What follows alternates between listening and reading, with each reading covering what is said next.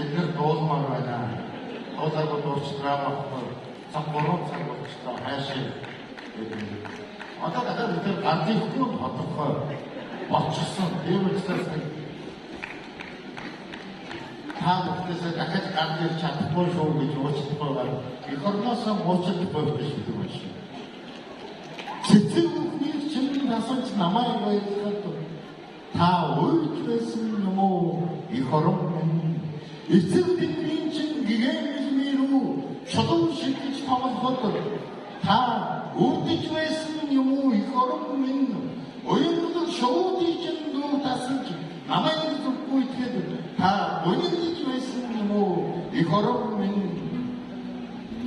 эх орон чамаасан өөрчлөлтгүй согоож ирсэн нугас чинь янзлж очиход та айж байсан юм уу? Эх орон минь содон маргаас талаас чинь зэрэгээ санаачод та өөрчлөж байсан юм уу? Эх орон минь азрын гүрдээс чинь үндэс тасал тоглоход та шандаж байсан юм уу? Эх орон минь ахтан атсан чулуун харин хүн билгэхэд та харамсаж байсан юм уу?